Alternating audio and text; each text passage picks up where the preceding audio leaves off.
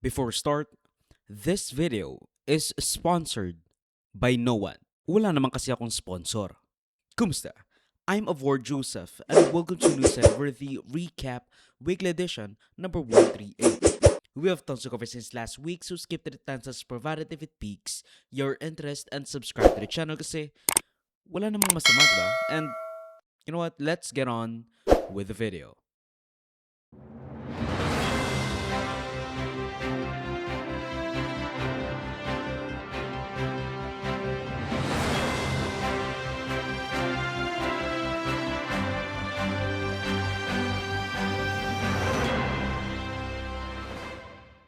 Kiko Barzaga, binangga si Enrique Razon at NUP. What do you get when you have a new money political nepo baby na hindi raw makontrol ng mga magulang? Girl, alam ko ikaw ay taga-dasma at gusto mong mapaganda. Kaya sa darating na botohan, put si Barzaga. Ang example ko na lang dito ay, unang-una, yung mga magulang niya, hindi uniteam yun si Kiko Barzaga uniteam. Hindi yan nakikinig sa mga magulang niya, ibig sabihin. Diba? So bakit yan makikinig kay Sara Duterte? So no, I do not control Congressman Kiko Barzaga. He is his own person, he has his own principles, and he has his own free will. Quote-unquote, cyber libeling an old money, rich, preppy, and well-connected dude. A battle on the courts and at the eyes of the Filipino people.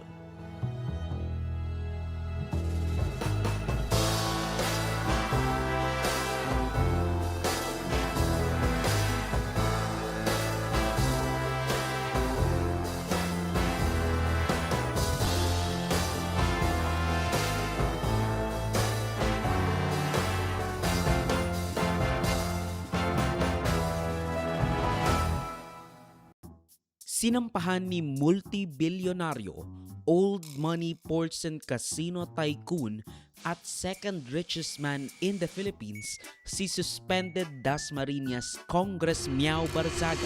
Recommends the imposition of the penalty of 60 days suspension from office without the benefit of salaries and allowances during the period of suspension, with a stern warning that repetition of similar misconduct will result to a more severe disciplinary action.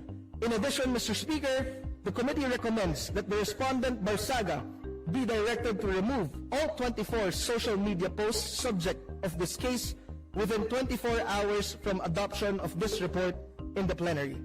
Ng kasong cyber libel at damages na umaabot sa tumataginting na 110 million pesos. Hindi ba parang sobra-sobra na yung 110 million pesos na hinihingi ni Razon laban kay Barzaga? Well, kasi kung iisipin mo, para kay Razon $2 million lang yan. Bilyones in dollars ang kanyang net worth. Sir, so what was filed? We filed a complaint for cyber libel. Your client Enrique Razon versus... Congressman Barzaga. Okay, what was the basis of the complaint? The basis was the Facebook posts which Congressman Barzaga made on his Facebook account last January 9th. What were the allegations that prompted your client to file a complaint? No, I will not repeat Okay. what we consider to be the defamatory statements. What may be his evidences na nag-post siya ng ganon against the NUP? I don't know. I don't know his motives behind that. You'll have to ask him. Sir, may mga evidence daw siya na ipapresent pagbalik niya ng Kamara. Ano sabi niya? How do you plan to respond to that? Dun sa binabanggit niya na he'll present evidence. Supposedly, No, we haven't seen the evidence, and the basis of this complaint of ours is precisely our position that what he said was false and malicious. alright. Thank you. Okay, sige. Ganito ko sa isipin natin. Base sa Forbes magazine, naungusan niya si Manny Villar with around $12 billion o 720 billion pesos. So, technically nga, he is 1/60th of Elon Musk. 110 million pesos is just a drop in the bucket. Kung ako ay may 1,000 pesos, ang halaga ng 110 million sa akin ay nasa 15 centavos lang. So, kung iisipin mo, it's not even worth picking up in the pavement. Put it another way, ang katumbas ng net worth ni Razon na 720 billion pesos, kung mananalo siya sa kasong cyber libel at makukuha niya yung buong 110 million pesos, ay nasa 0.0153% ng kanyang total net worth.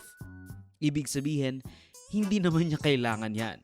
The damages is essentially just panakot. It's essentially insignificant kumpara sa totoong damage na nagawa ni Barsaga. Kumbaga, panakot yan because the damages really is nothing to him. Hindi mo maka-quantify yung mga damages na ginawa ni Barsaga with that 1 or 2 or 3 posts na kanyang ginawa. So bakit ba pinatos at kinasuhan pa ni Razon itong, kumpara sa kanya ay pipitsugin ng wannabe rockstar na congressman? To be honest, I don't really know. Pero ito lang kasi yan. Simple.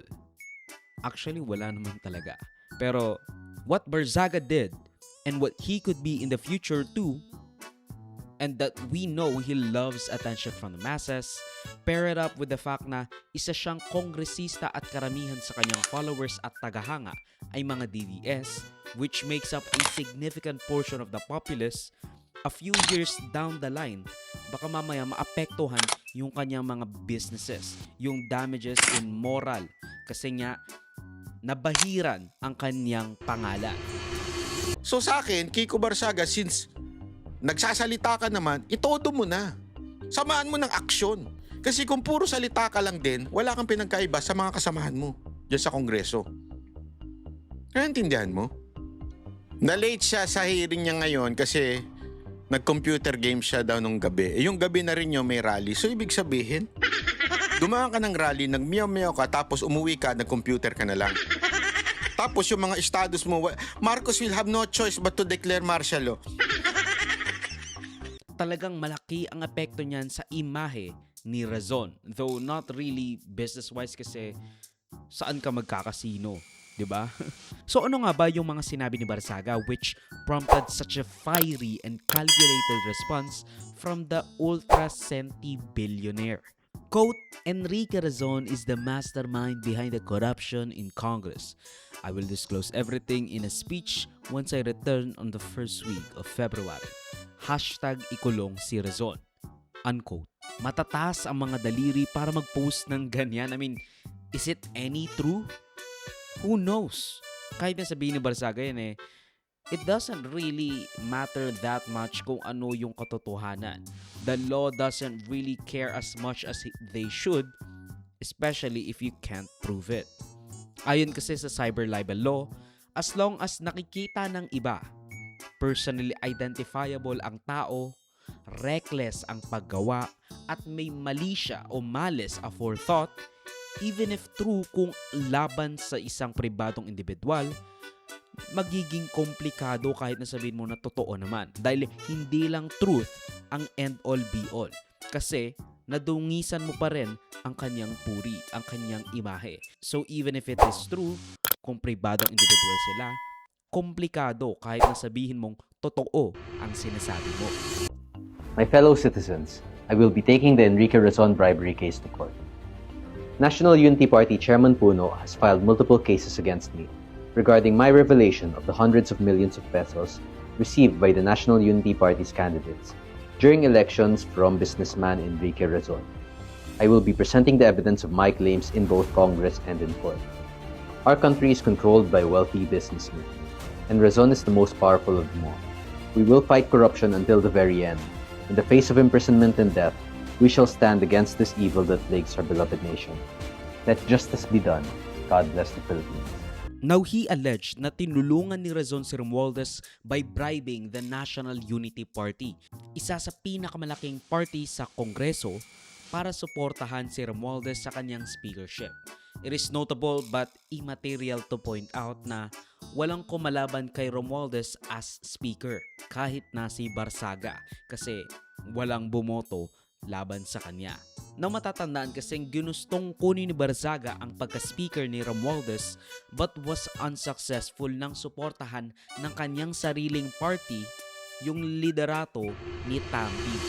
But me, I'm a very open person. I'm telling this now. I'm going to take Speaker Romualdez's speakership, and I hope Majority Leader Sandro Marcos won't hold it against me or won't stand in my way. Thank you, everyone. Pero we can't discount Barzaga's claims just yet dahil again, they may be brash tapos baka mamaya hindi niya pinag-iisipan yung mga pinagsasabi niya, yung mga pinagpo-post niya. Pero may insider knowledge yan dahil nga dati siyang parte ng NUP. And if he said na tinulungan ni Razon si Romualdez para maging speaker ulit para sa 20th Congress, abay lagot ka. Kasi kahit manalo si Razon sa 110 million pesos na cyber libel suit niya, kung mapapatunayan ni Barzaga yan, it will be worth more than 110 million pesos. The damage sa imahe ni Razon, kung totoo man ang sinasabi at napatunayan ito ni Barzaga, ay mas malaki pa sa 110 million pesos na makukuha niya sana kay Barzaga. Bakit naghihintay pa siya hanggang Pebrero? Kung meron ba talaga, dilabas niya na ngayon, hindi ba? Total, ito mga paratang niya, dyan din niya sa social media dinabas. Actually, tingin ko walang proof yan eh. Opo. Walang pagpatunay yan. Dahil alam ko naman ang nangyari. Talagang walang ganyan. Ewan ko saan nanggagaling yung mga invento niya mga ganyan dahil paano kami susuhulan para sa isang speakership fight na wala namang kalaban. Ayun na nga sabi ko kanina na parang sa pagkakaalala ko, parang walang kalaban si Romualdez doon no po? Wala. Oo. Wala talaga. Kaya nga, ewan ko, talagang naghahanap lang ng attention siguro itong batang to, no? Na walang kabase-base. Ewan ko kung bakit niya ginawa na biglang-bigla na naman. Although nakita natin sa mga nakaraang mga araw, although yung huling mga post niya kung saan siya nasuspinde, binaba niya, tapos tubigil siya sandali, ito na naman siya, no? Siguro na natutuwa lang siya siguro sa attention na nakukuha niya. Pero kawawa naman lahat ng mga sinisiraan niya, no? Kasi lahat ng NUP members tinitira niya. Lahat ng nandun. By the way, kasama siya doon. Kasama yung nanay niya. Kaya alam nila na wala naman sinusuhulan doon. At alam mo, mahirap yung gumawa ng ganyan. Naninira ka ng reputasyon ng tao. Di bali na kami, politiko kami, sanay na kami dyan. Pero yung mga negosyante, yung mga nasa private sector, na naghihirap para, alam mo, pagandahin yung kanilang reputasyon para tulungan tayo ng mga ibang bansa, mga bangko, mga financial institutions, no? Tapos ito pa si Mr. Razon ay isa sa malaking haligi ng ating ekonomiya, yung mga ports natin sa kanila ang pagmamanage niyan, ano. Doon naman sa mga nagsasabi na, Romualdez run unopposed. So bakit ako magbibigay ng pera para suportahan yung mga wala namang kalaban? It doesn't take a genius to figure out how to square that circle. Now last na pala, tinanong din ni Razon kasi nga parang naiinis na siya. Last na pala, tinanong ni Razon kung paano yumaman yung pamilya nila na galing lahat sa politika. Wala na silang ibang mga business or at the very least that we know of. Sinabi rin ni Razon na he belongs to a different kind of institution at hindi iyon sa Kongreso. Now by the way, all of this lawsuit could have been prevented. Yung mga nagfa-file sa kanya ng lawsuit sa NUP, kay Razon, it could have all been prevented kung inantay lang ni Barzaga na mawala yung 60-day na suspension niya at naglahad ng lahat sa isang privilege speech pagbalik niya ng Kongreso. Kasi kapag naka-privilege speech ka sa legislative, almost immune ka to libel or slander or whatever you want to call it. Bakit mo kasi agad pinangalanan si Razon? Ayan tuloy, ang daming nagdedemanda sa'yo kahit nasabihin mo na tuta sila ni Razon. Well, mali kasi yung taktika mo. Mali kasi yung avenue ng pagbibigay mo ng impormasyon kuno, ng pag-warm up ng mga tao para matuwa sila sa'yo.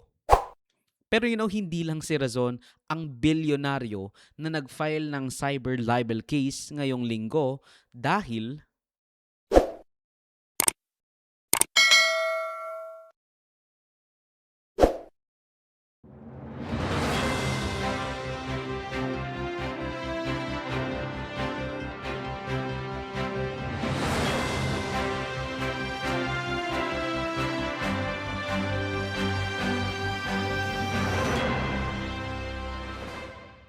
Leandro Leviste, sinampal ng libel si Auntie Claire.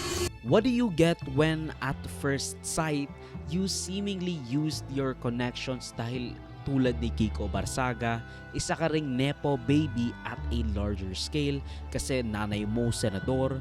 After some arguments and debates, finally yung franchise ng Solar para sa Bayan na-approve na rin po.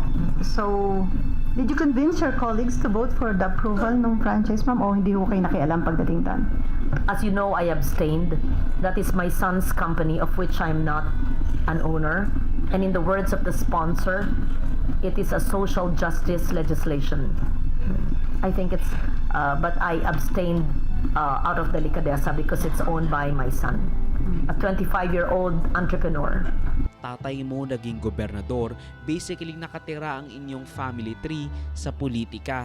Tapos, nagamit mo yung prangkisa na binigay sa'yo ng gobyerno sa pagpapayaman to the point na instant billionaire ka matapos umalis sa isang Ivy League school dahil sa hindi kumpirmadong dahilan. Frankly, I think there's no more public interest as regards this topic, and the public, I think, would want to know more about the flood control investigations, where, if I'm not mistaken, there were supposed to be many big fish that would be spending Christmas in jail. Yeah, but this was also a very hot topic, Congressman, and you do know that. I understand that we can talk about that too, but from what I know and from where I'm sitting, they are saying that a franchise was granted to you through Solar para sa Bayan, and that if you had divested or just simply divested, it needed the nod of Congress to be.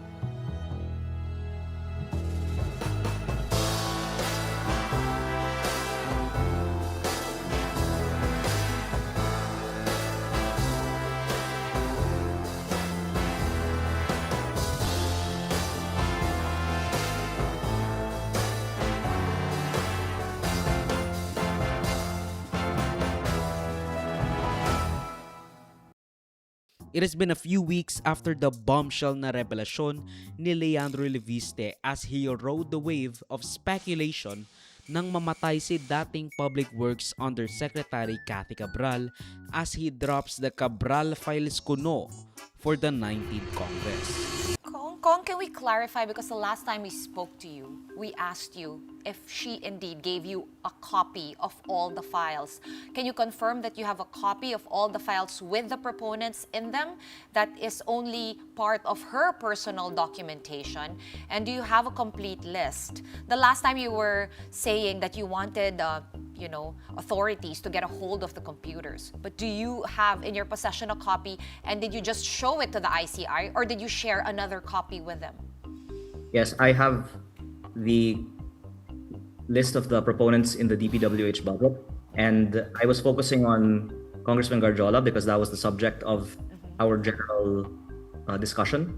But of course, out of the entire budget, there are many other proponents than just Congressman Garjola. I want to explain that there's the allocable and non-allocable. And the allocable is 401 billion pesos in the past two budgets. And this was also a system that was invented by no less than former Undersecretary Cabral. And the non-allocable outside of this 401 billion pesos are projects that cannot immediately be identifiably from a proponent, if not for the internal files of the DPWH. And that's, I think, why it's important that the information of former Undersecretary Cabral be released, because there's so much public fascination on who are the proponents of DPWH projects.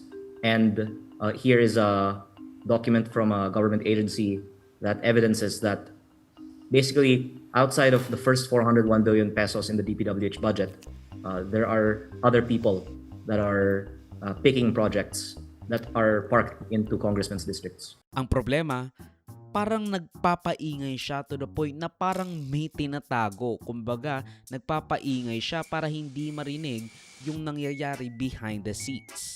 Shockwaves hit the Philippine renewable energy sector as the Department of Energy terminates 84 contracts for non-performance, including major projects by SP New Energy Corporation. The move comes just about 2 months after Batangas 1st District Representative Leandro Liviste sold billions in SP and EC shares to Meralco, fueling speculations he's cashing out ahead of contract terminations. The same day of the DOE announcement, Liviste also dropped so-called Cabral files on social media, claiming a crusade against corruption, but critics say the timing looks like a panic management. Kaya naman pala, yung claim to fame niya and to set himself apart para kunyari self-made billionaire siya, kahit na again, nanay mo senador, buong pamilya mo yata nasa gobyerno, yung dahilan ng iyong karangyaan ay nabisto pala. Binenta ni Leviste/SPPHI na pagmamay-ari niya ang shares ng dati niyang pagmamay-ari na SPNEC sa Meralco worth around 18 billion pesos. Very clear. I have actually no longer day-to-day involvement in any of these solar power businesses. And the reason I entered politics was that I sold control of it to Meralco in December of 2023. And since then, have been focusing on my job as a congressman. Ito pong SPNEC na parang subsidiary po ng mother company nga na Solar Corporation ay ibinenta niyo po sa MGen or the Meralco Power Generation Corporation, I believe, back in, I think, 2023. At what cost? Because I'm seeing two amounts here. Is it 22 billion or 34 billion, Congressman? The investment was in primary and secondary shares. With the primary shares, new shares are issued, so it doesn't go into my pocket, it goes into the company for the development of the project, which had since gotten foreign investment and bank financing, with the president groundbreaking it in 2024. And the shares that I sold to Meralco are what I think various figures were quoted in public, but amount to around 18.2 billion. Okay. So there was 15.7 billion invested as primary by Meralco into the company, and 18.2 or so billion that went to me for my existing shares. In other words, ang kinita niyo po individually para po sa inyo, for you personally, was 18.2 billion. Or by Solar Philippines Power Project Holdings, Inc. Tapos may isa pa siyang kumpanyang solar para sa Bayan Corporations o SPABC, tama ba yun? Hindi ko alam, na nakakuha ng 25 taong prangkisa nung senador ang nanay niya, despite detractions dahil lahat, from generation to distribution, sila ang magbibigay, parang sa kanya lang mapupunta. Sinasabi nila bakit ganon? Lahat ng nasa supply chain from the start to finish, pinagbigyan si Liviste. We will exhaust all the possible legal remedies na para ma-stop yung operation ng solar para sa bayan. It was granted super franchise, that's what we call them, super franchise, yung generation, transmission, distribution, supply. Pero mo, in one, kumbaga, sama-sama sa isa. Kami, being the distribution utilities, doon lang kami. But sa Solar Bayan, sinakop nila lahat. Yes, we've been praying for that. Sana mabito at para mapag-aralan natin gusto at this time sana ma-involve kami. Kasi for the longest time hindi kami nasasama sa sa deliberation niyan and hindi kami na-invite. We are not totally against of the Solar Para sa Bayan Corporation. But what we are trying to say, na sana dumaan ito ng due process at saka napabigyan ang mga players to participate on this bill. Pero ang nangyari, this was railroaded eh. Pagmamayari niya pa rin kasi ang Solar Philippines Power Project Holdings Incorporated na nagmamayari naman ng Solar Philippines na pinatawan ng Department of Energy ng 24 billion pesos in fines. Dahil isipin mo yon, ang pinangako nila 12,000 megawatts tapos ang nagawa lang ng kumpanya ay 174 megawatts. Less than 1.5% ng pinangako nila para sa mga remote at underprivileged areas.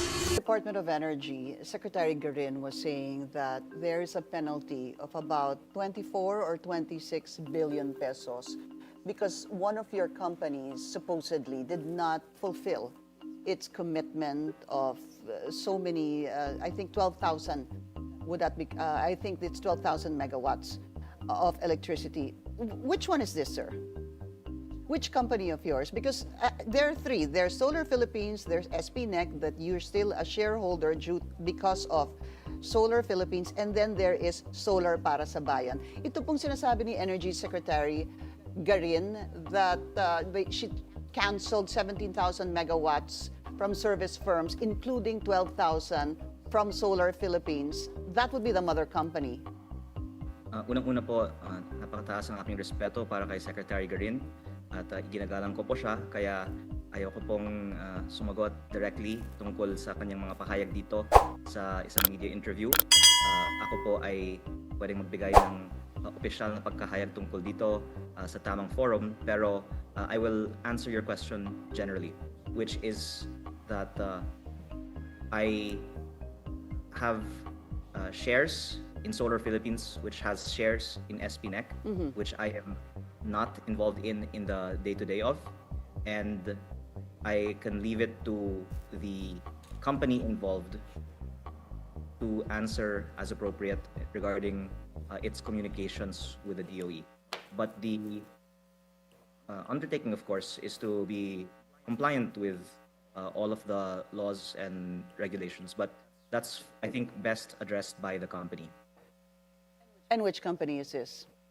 Nabigyan si Leviste ng prangkisa noong 2019 pero hindi niya raw binenta yung kumpanya na may prangkisa dahil wala raw IRR at yung prangkisa na inaward sa kanila noong 2019 ay rendered moot at basically revoked noong 2022 kasi nga hindi na raw mandated na kailangan sa mga small grids lang daw. So basically parang wala na ring kwenta raw yung prangkisa niya. Kaya nag-stop na sila ng operation. All right, let's go to Solar Para sa Bayan, SPPC. You were granted a 25-year franchise. Back in 2019 from both houses of Congress, this was also signed by former President Rodrigo Duterte. Sir, are you still the owner of Solar Para sa Bayan? No. So you divested? As we reported a while ago. Congressman, if you are no longer the owner, that means you divested. Yes, as I disclosed before, that as part of my entering public service, I am divesting from my businesses. I'm doing this to all of my solar power businesses actually. But I think more important point is that this particular company is actually defunct and no longer operating. Yeah, but the point also being raised is that if you divested, that should have gone through Congress. No, because the company is no longer operational. When was it not operational? When did it stop its operations, sir? And when did you divest? It stopped operating many years ago. Like many years ago. What year, sir? Would you remember? Many years ago, because actually there was a law that was passed in 2022 that superseded the franchise which was approved in 2019. And I think most important point is that the company is defunct and stopped operating many years ago. Yeah, but I hope you don't mind. I'm still asking you when. If that was yours, when was it defunct? When was it not operational? And then still begs the question, if you divested or sold it, why did it not get the approval of Congress? No, because first it probably stopped operating 4 years ago. 4 years ago, okay. Yes. And then Now, dinepensahan naman ni Leviste yung hindi nila pagtupad sa 12,000 megawatts na kesyo wala raw kasing permit na binibigay, masyadong maraming red tape, puro burokrasya kaya hindi makapagpagawa at hindi na raw nag-ooperate yung kumpanya niya na may 25 years na prangkisa as he tours the 150 or so megawatt solar farm na nakatayo sa lupain ng kanyang tatay. Tapos yung solar farm na yun na parang ang dami, parang ang laki, parang very impressive. Little, 1.5% lang ng kanyang pinramis na 12,000 megawatts. yes, and I would add also that the company, I think, was also publicly already reported to no longer be operational. So there's actually no franchise, if I'm not mistaken, that really would have any effect on anyone at this point. And what I actually learned from that is it's very difficult to start new endeavors in the Philippines because of they call it red tape or regulatory requirements. And even now that there is issues being raised about this now defunct business in the media, I personally think that it is discouraging for new investment and happens to coincide with the Philippine peso hitting an all-time low of 59.42 centavos. A few more minutes left in this program. Could I just one last question, sir. Oh, okay, we'll go there. If it wasn't successful, how was it viable? Who bought it, and how did that make it viable? If it was not successful, no, it just closed down. Oh, it just okay. So for you, if it matters to the public, I lost a lot of money on that business because I wanted to help unserved, underserved, and commercially unviable areas, and it was legally questioned because the local providers did not want to lose their business, and I then shifted to the more viable utility scale grid connected developments. So you closed it down. You did not divest. Would that be the right way to understand it, sir? That is the essential point, that I closed it down. But the I think more important point to the public is the following, if I can go ahead, now sir. my Congressman, time. go ahead, please. Thank you, Ms. Pinky. As I posted on Facebook, but for your viewers as information, since September, I was being told that if I release the Cabral files, then Now, sinabi niya rin na may 3,000 megawatt na solar farm na ginagawa ang SPNEC under the new owner na Meralco. Which is, dicey kasi magiging monopoly na naman ang distributor na Meralco dahil gusto nilang gumawa ng generator rin. Kumbaga, lahat ng proseso simula sa pag-harness, sa paggawa ng energy, hanggang sa pagbibigay sa linya ng kuryente na nagpapailaw sa pisiko na to will be controlled by Meralco. Kumbaga, katulad ng sinabi natin kanina, from the start to finish, Meralco ang may hawak.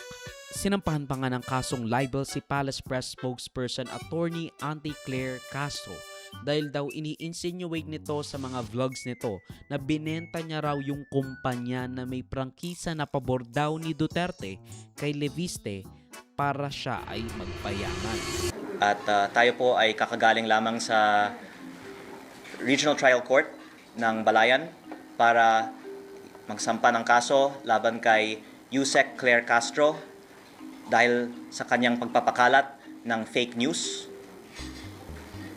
Tayo po ay nagsampa sa tulong po ni Attorney Topacio ng kaso kay Claire Castro for libel on her libelous statements tungkol sa aking solar power business.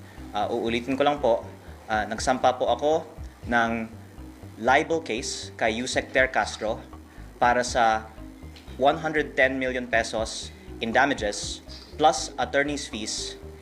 Ito po ay civil case at hindi criminal case dahil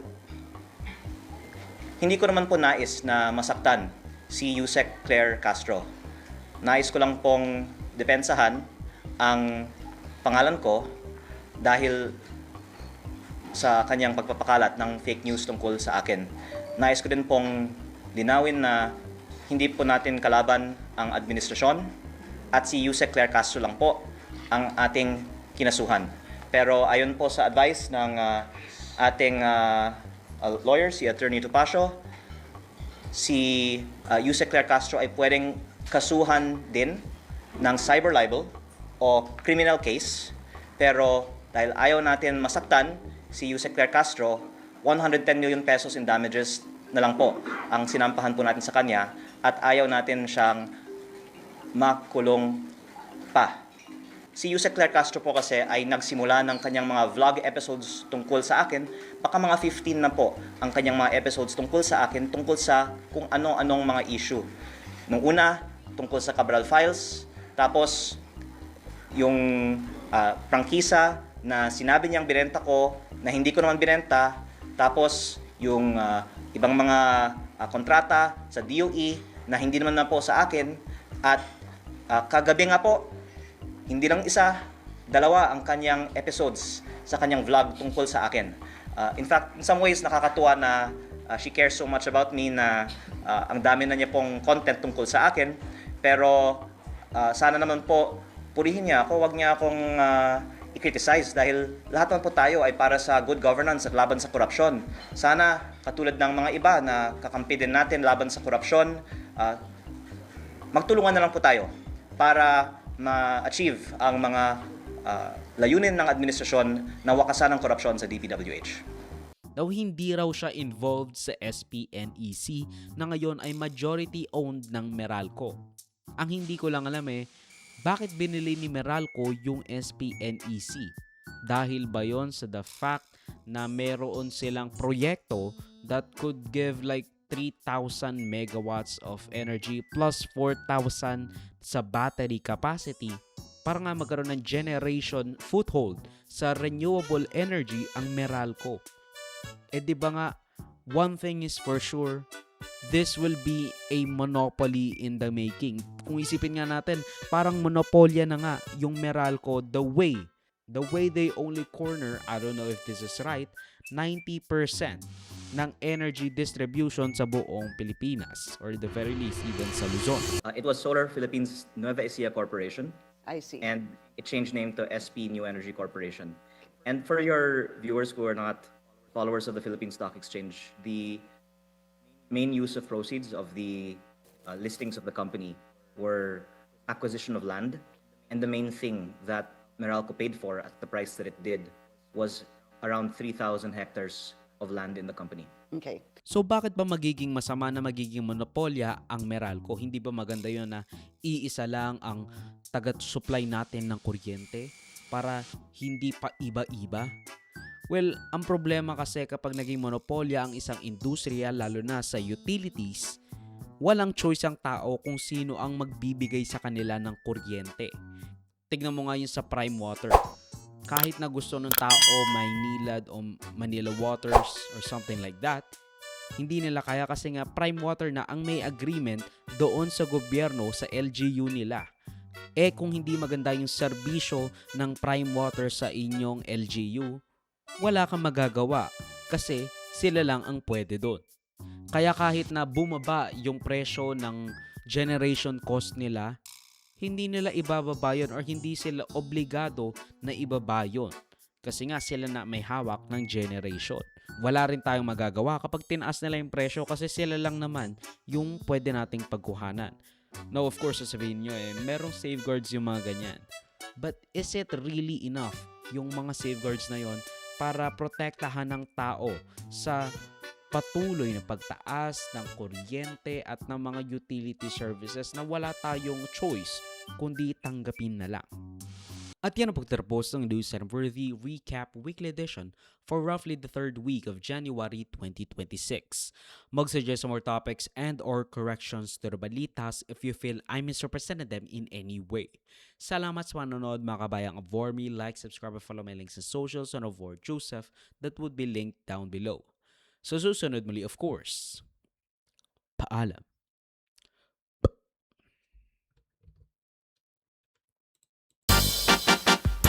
Thank you.